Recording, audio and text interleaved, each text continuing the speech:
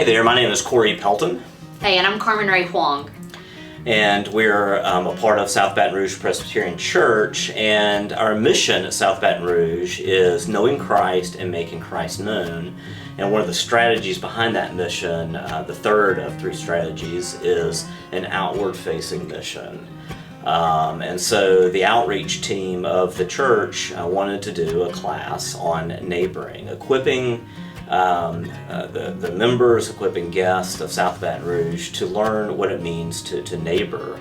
And we all live in neighborhoods. I mean, it could be out in the country, but you still have neighbors 8 miles away. Yeah. Most of us in South Baton Rouge live with direct neighbors.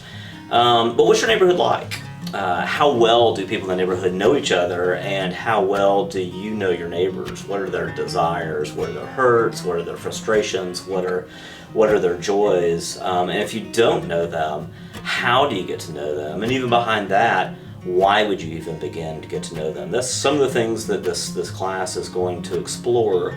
And there's probably no greater time than right now to do this. Getting to know whoever lives right down the street from you helps you in the ability to be able to listen and hear the hurts and needs and desires. And as Christians, to be able to come alongside and begin to answer some of those things. Yeah, and then as you're neighboring, I know this is one of the questions that I'll have sometimes is, what do I even say? Right. You know, as we're having a conversation, what does that look like? How do I have a conversation with my neighbor, whether they look like me or come from a different background? And especially, what happens when they ask a really hard or deep and meaningful question? And they will. And they will. And it's like, what if I don't have the answers? And the reality is, we're not always going to have the answers, and we probably shouldn't because we're not God. But do you actually have an answer when they ask? And that's one of the things that we want to do, is help in equipping you to be able to have some answers from a biblical perspective. Because the reality is, God has providentially placed us where we live for a reason. See, Christians are called to be a light in the world, and more particularly, to love our neighbors. It's the highest and one of the highest commands in the Bible, and it reveals God's generosity because He loves us as His neighbor. If you think about it, when we think about neighboring, there are three parties in the neighboring process. One, you, of course, but also your neighbor. And then thirdly, and the most important part, is God. And when we think about the you of those three parties that are involved in neighboring, we begin to ask ourselves, how self-aware am I? We're all growing in self-awareness at some level. But things like, am I a hospitable person, or am I a defensive person?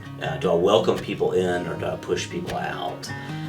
What brand of Christian am I? Am I one who is hopeful and for the world, or am I one who tends to be against the world and separate from the world? And even, do I consider myself hold morality against other people, or do I have a humility that's willing to say, I'm the chief of sinners, so that we're able to come alongside those who are different than us, but very similar to us in a lot of ways. Yeah, absolutely. So like Corey's saying, the first one is you, and the second one is your neighbor. See, the reality, just like us, we need the gospel, our neighbors need the gospel too. And see, our neighbors are living under the sun, where everything is vanity, like Solomon says, and they're trying to explore what it looks like to be happy, and they're possibly looking in the wrong places. That's right. But the third party is God, and He's the most important person in this three-person neighboring, because God's the one that changes hearts. Yeah. He is the one that's involved, and He invites us along in the process of neighboring. He's at work. Are we willing participants in that work to see what He's doing, to change us, possibly to see our neighbors changed, but to be a part of His kingdom work that He's given to us as, like you said, providentially placed us around these neighbors on our streets. Yeah, absolutely. So, Carmen Ray, when does this start? It's going to start Wednesday, July 8th, and it's going to be at 7 o'clock right here at South Baton Rouge Pres. How long is this study? So it's once a month, and it's going to be for 6 to 7 months total. So if I were to register for this, how would I go about doing that? So there's going to be a link at the bottom of the video, and then you'll see once you click on it, there's going to be a sign up genius, so you can just sign up there. Now this is a once a month class. So how do I remember what day the class will be? Yeah, to keep it easy for everyone, we're just going to make it the second Wednesday of every month. So you can go ahead and mark your calendar. That's when we're going to do it at 7 o'clock. What if I can't attend? Oh, good question. So we recognize life happens. We're actually going to record all of our sessions that we have together, so you can go back and watch it. Ideally, we would love for everyone to be in person. There's just something when you are together in person, you're learning from each other, you're growing together, and we're getting in God's Word to see His heart for neighboring. Right. And so ideally, we would love for you to be together, but if you miss, totally get it. We're going to record all the sessions. You can go back and watch them. Super. Outward-facing mission.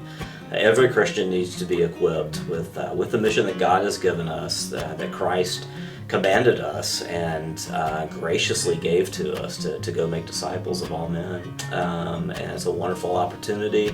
We hope you'll join us, and we will see you when you register. Sounds good. Bye, y'all.